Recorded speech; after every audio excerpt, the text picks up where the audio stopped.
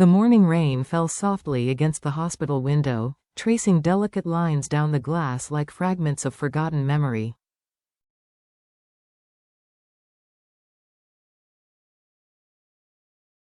Inside, the room was hushed except for the hum of machines and the steady rhythm of a heart monitor, proof that life, though fragile, still lingered.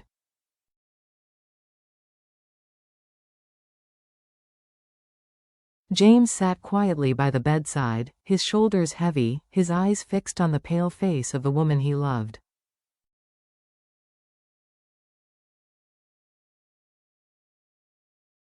To anyone passing by, he might have looked like a man in prayer. His hands, calloused from years of building homes, now trembled as they rested beside hers, hands once full of warmth and laughter.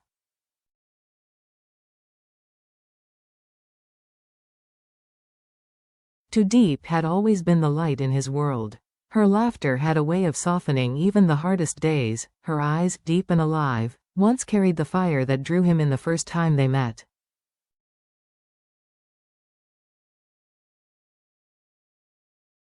But now, that fire had dimmed.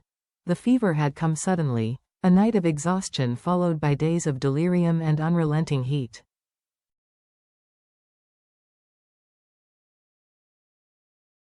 The doctors called it a severe viral infection, one that sapped her body and clouded her mind.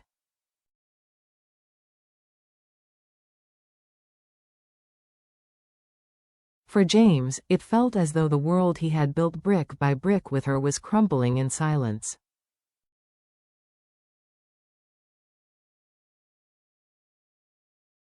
He hadn't left her side since the ambulance doors closed.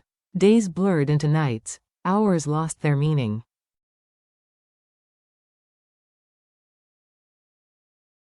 He whispered to her about their dreams, the house they had planned near the rice fields, the laughter of little Nhi echoing through their mornings.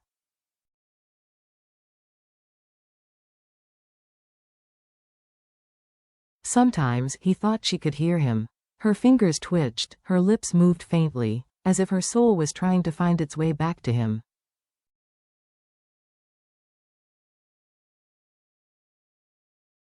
When Deep finally opened her eyes, the world seemed to stop. James rose instantly, his breath caught halfway between relief and disbelief.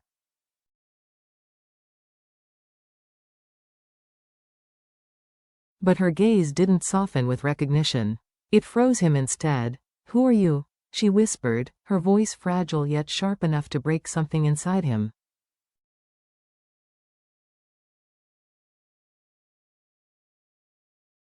The doctor later explained, temporary amnesia, perhaps partial, perhaps permanent. Some memories might return.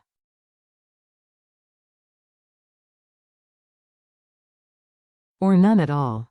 James heard nothing else. Just the echo of those three words, "Who are you?"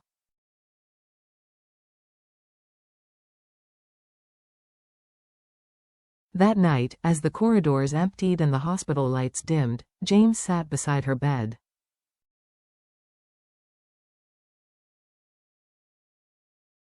The rain whispered outside, soft but endless. He held her hand gently, his thumb tracing small circles against her skin.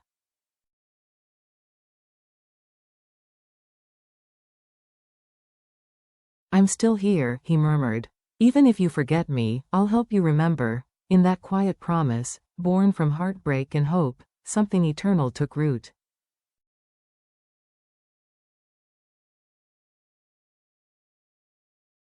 Weeks of waiting. Days turned into weeks. The doctors urged him to rest, but James refused.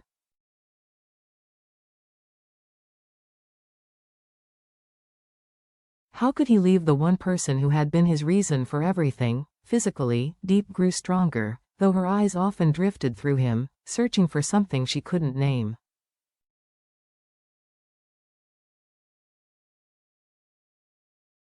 She looked at him the way one might look at a stranger who feels strangely familiar.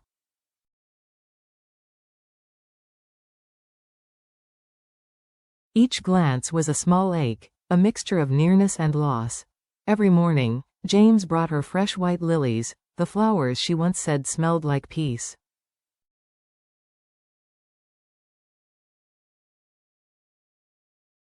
He told her stories about a girl who loved jasmine tea, who danced in the rain, who dreamed of a small house with a garden.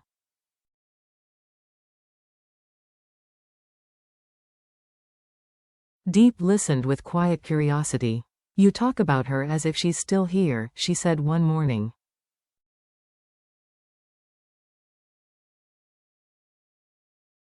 "She is," James replied softly. "In every way that matters." She smiled politely, not realizing the girl in his stories was herself.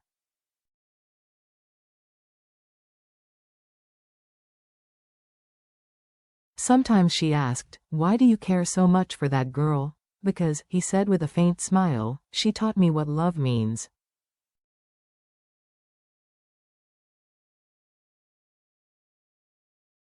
He didn't tell her the truth. Not yet. Love, he knew, couldn't be forced back by words.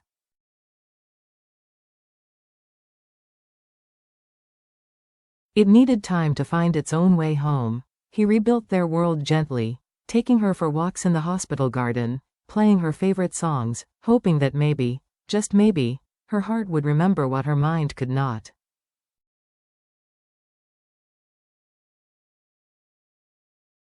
People whispered that he was foolish, that love could not survive in one memory alone.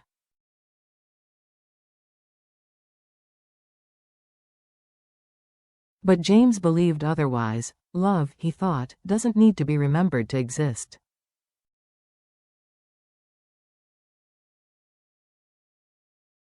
It simply is. Whispers from the past. One golden evening, as the sun slipped behind the hospital, Deep looked at him and said quietly, "When you tell those stories, I feel warm inside."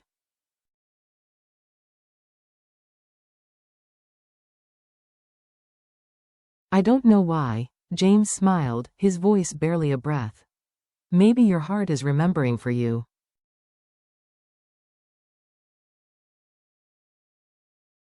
That night, he sat beside her as she slept, surrounded by the faint scent of lilies and the hum of quiet hope.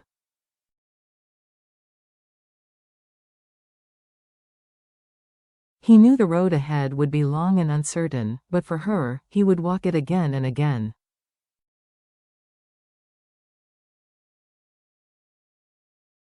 Because love, he realized, isn't about being remembered, it's about staying, even when you are forgotten.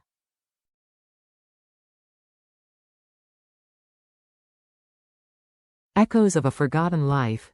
Deep's recovery was slow but steady. Soon, she could walk on her own, breathe in the fresh air, and smile without pain.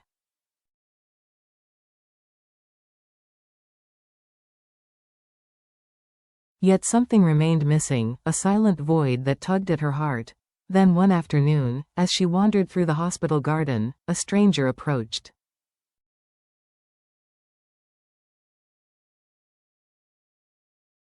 He was tall, composed, his suit too crisp for the surroundings. "Min," he introduced himself.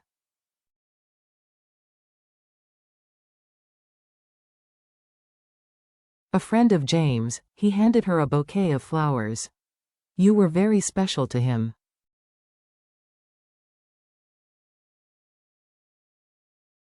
"Was I?" she asked, uneasy. Min hesitated.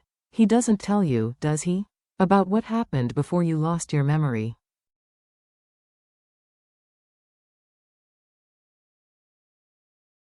His words lingered long after he left. What happened before? Why did James hide it?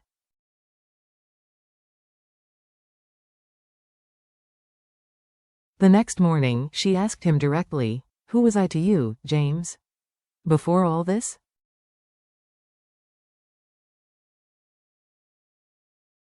James paused, his expression unreadable. "You were someone who changed my life," he said quietly.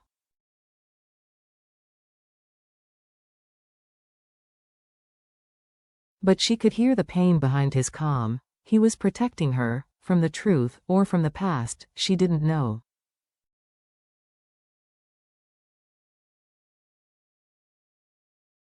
Min began visiting more often, showing her pictures, taking her to places he claimed she'd once loved.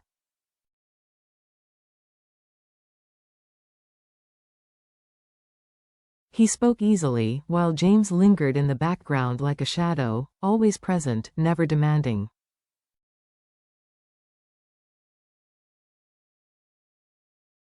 Yet every time she saw him, her heart ached. His silence spoke louder than anyone's words.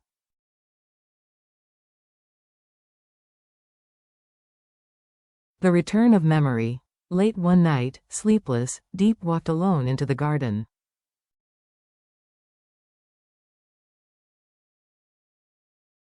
The moonlight painted silver paths across the grass. She paused where James had once wheeled her chair, whispering stories of their love.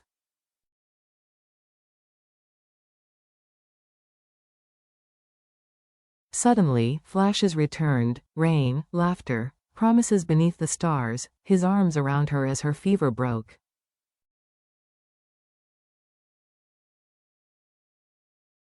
James, she whispered into the night, but he wasn't there. He was standing a few steps away, watching quietly, afraid that stepping closer might shatter her again.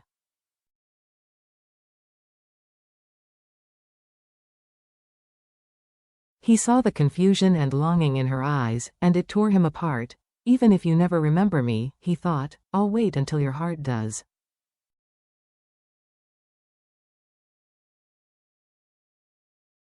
The moment of return. The first rain of spring came softly, carrying the scent of renewal.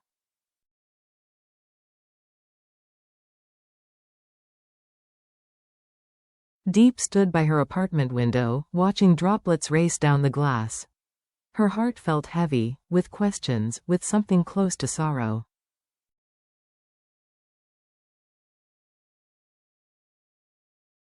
Weeks had passed. Min had stopped visiting, but James still came, always kind, always steady.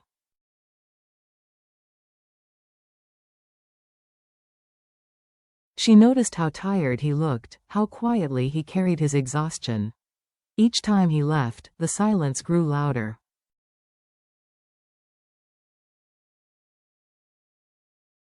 That night, while sorting through the small box of belongings the hospital had returned, Deep found a silver locket.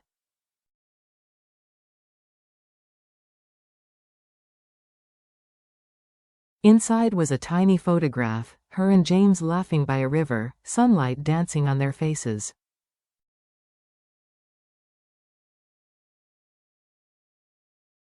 Tucked inside was a folded note, yellowed by time. If one day you forget me, I'll make you fall in love with me all over again.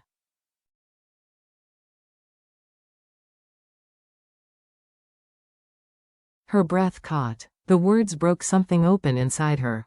Memories flooded back, his voice, the storms, the nights he held her hand when she was too weak to breathe.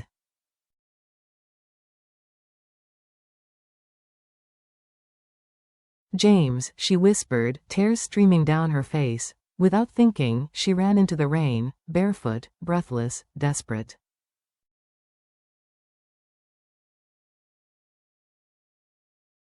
She found him where their story began, in the old hospital garden, beneath the tree that had sheltered them both.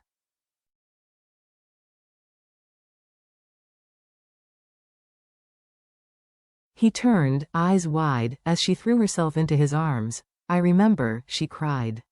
I remember everything.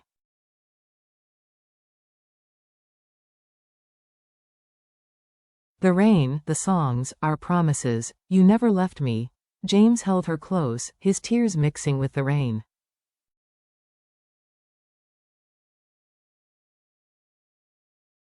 I told you, he whispered, voice breaking. I'd help you remember. She looked up, her eyes shining.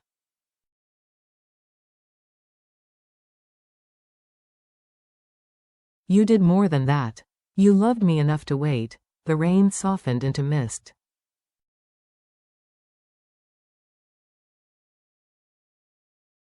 The world seemed to hold its breath. Around them, lilies trembled in the wind. In that moment, they weren't the same people who had lost each other.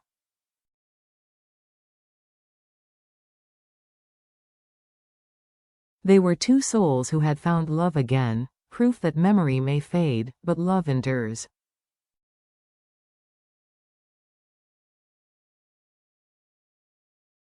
Let's start again, Deep said softly. Not from the past, but from now. James smiled, a smile that carried both an ending and a beginning.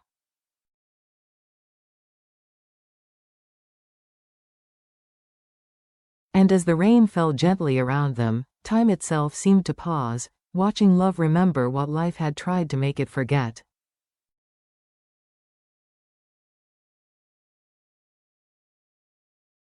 Reflection. Their story reminds us that love is not bound by memory or circumstance.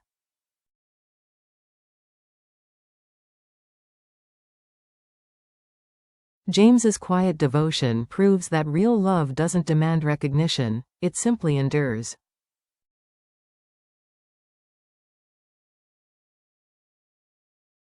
Too Deep's journey teaches that even when the mind forgets, the heart remembers what truly matters.